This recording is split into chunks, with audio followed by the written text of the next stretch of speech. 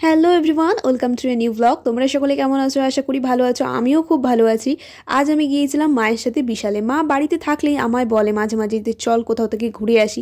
আর আমার আর মায়ের ঘোরার জায়গাই হলো শপিং মল। আর শপিং মলে গেলে মা পুরো শপিং মলটাকেই বাড়িতে উঠিয়ে নিয়ে আসে। কিনবো না করে এত কিছু কেনা হয়ে যায় যে কি বলবো।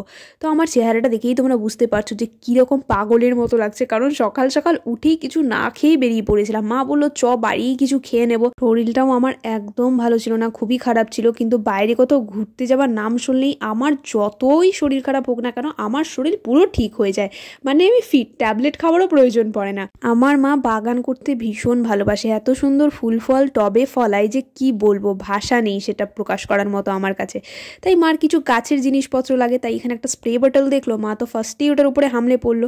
মাকে যদি বলা হয় যে তুমি সারাদিন বাগানে থাকো, আমার মা সারাদিন বাগানেই কাটিয়ে দেবে, খাবারও প্রয়োজন পড়বে না। মানে এতটাই আমার মায়ের নেশা। আর সত্যি বলতে মায়ের সাথে থাকতে থাকতে আমারও বাগানের নেশাটা প্রচণ্ডই ধরে গেছে।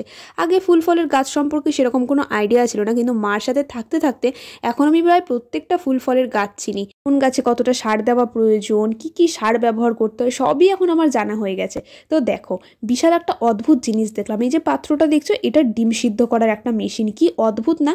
সত্যি বলতে আমি মাথা মুন্ডু কিচ্ছু বুঝতে পারিনি যে কোথায় জল দেবো, কোথায় ডিম বসাবো। যাই হোক, মা দেখো সুন্দর একটা পোজ দিয়ে দিল আমাকে আমার ভিডিওর জন্য। বললো নে তোর ভিডিওর একটা কন্টেন্ট আমি দিয়ে দিলাম। তারপরে একটু কুর্তির কালেকশনগুলো দেখছিলাম। বিশাল খুবই সুন্দর সুন্দর কুর্তির কালেকশন এনেছে, প্রত্যেকটাই আমার ভীষণ পছন্দ হয়েছিল।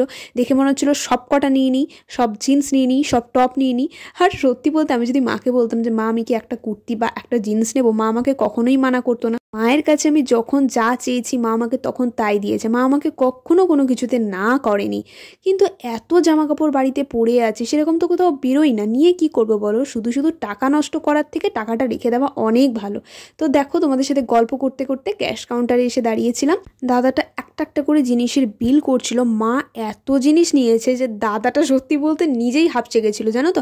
আমারই বিরক্ত লাগছিল, একটার পর একটা বিল হয়েই যাচ্ছে, জিনিস আর শেষ হয় না।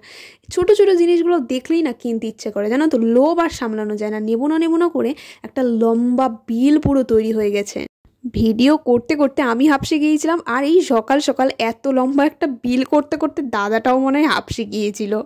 2000 years later. আমরা শপিং মলে গিয়েছিলাম টুকিটাকি জিনিস কিনবো বলে, কিন্তু এত জিনিস যে কেনা হয়ে যাবে এটা আমরা ভাবতেই পারিনি। যার কারণে বাড়ি থেকে ব্যাগ নিয়ে যেতেও ভুলে গেছি।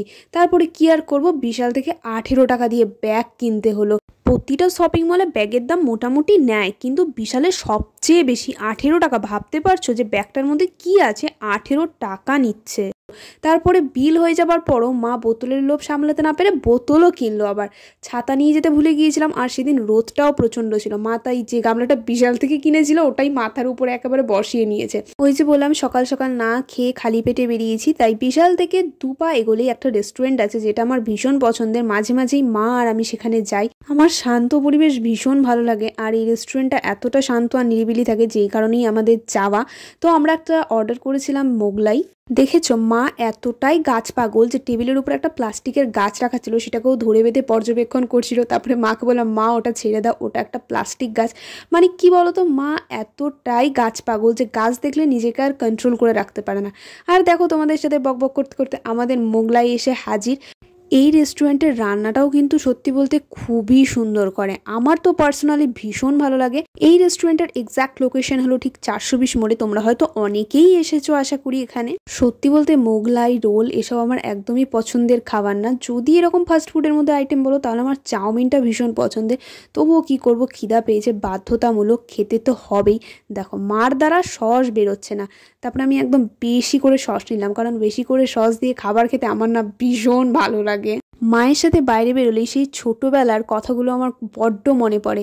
মাকে খুব ভালোবাসতাম। মাকে ছাড়া আমি এক মুহূর্ত থাকতে পারতাম না। ঘুমানোর সময় মা, খাওয়ার সময় মা, স্নান করা, বাইরে বেরোনো, সব কিছুতে মা। যখন মায়ের সাথে ছোট্টবেলায় বেরোতাম হাতটা ধরে নাচতে নাচতে, মা বলতো শক্ত করে হাতটা ধরে রাখবি, নয়তো কিন্তু হারিয়ে যাবে। সেই পুচকি ছোট্ট মেয়েটা আজকে 20 বছরের একটা মেয়ে। কত বড় হয়ে গেলাম না। এখন তো আর সেরকম মায়ের সাথে বেরোনো হয়ে ওঠে না। মাও ব্যস্ত হয়ে পড়েছে, আর বড় হওয়ার সাথে সাথে আমিও নিজে ব্যস্ত হয়ে পড়েছি। নিজের পড়াশুনো, নিজের কাজ, নিজের কেরিয়ার। যাই হোক, দেখো চামচ দিয়ে অনেকক্ষণ নাটক করে মোগলাইটা খেলাম, কিন্তু সত্যি বলতে আমার ওই সব হয় না, চামচ দিয়ে খাওয়া, চাকু দিয়ে কেটে খাওয়া। আমি বাবা পাতি বাঙালি মানুষ, হাত দিয়ে খাবার মধ্যে যে তৃপ্তি, যে শান্তি, সেটা ওই চামচ দিয়ে খাবার মধ্যে নাই। তো শেষমেশ বাবা আমি হাত দিয়েই খেলাম মোগলাইটা। হাত দিয়ে খাওয়ার মধ্যে একটা আলাদাই তৃপ্তি আছে, মনে হয় যেন পেটটা ভরে, জানো তো। চামচ দিয়ে খেলে মনে হয় পেটই ভরে না। অনেকে আবার অনেক রকমের হয়, যেখানে যেমন সেখানে তেমন। আমি বাবা যত বড়ই রেস্টুরেন্টে যাই না কেন, আমি পাতি হাত দিয়ে খাই। তারপরে খাওয়া দাওয়া কমপ্লিট করে বাড়ি ফিরে এলাম। এবার চলো তোমাদেরকে দেখাই যে আমরা বিশাল থেকে কি কি জিনিস নিলাম। ফার্স্টেই মা এরকম একটা টাওয়াল নিয়েছিল, মানে মায়ের টাওয়াল কেনার নেশা আর যায় না, প্রত্যেকবার যায় আর একটা করে টাওয়াল নিয়ে আসে। আর রান্নাঘরের জন্য এরকম মা 3 সেটের একটা টাওয়াল নিয়েছিল, যেটা বিশালে অফার চলছিল। তারপরে এরকম একটা ননস্টিক ফ্রাই প্যানও নিয়েছিল মা। তারপরে আমরা এরকম কাপ নিয়েছিলাম, যেটা বাই 1 get 1 ছিল। ভীষণ কিউট কাপটা, এত সুন্দর যে লোভ সামলানো যায়নি দেখে।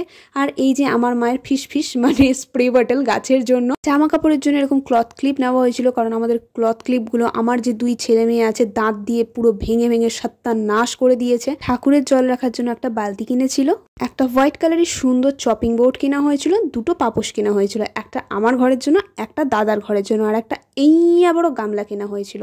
তো এই সব কিছুই আমরা বিশাল থেকে কিনেছি। অনেক বড় ভিডিও হয়ে গেছে, আজকের ভিডিওটা আমি এখানেই শেষ করছি। তোমাদের কেমন লাগলো জানিও, যদি ভালো লেগে থাকে তাহলে অবশ্যই একটা লাইক আর শেয়ার করে দিও। আজকের জন্য টাটা, দেখা হচ্ছে নেক্সট ভিডিওতে। ভালো থেকো, সুস্থ থেকো। Thanks for watching.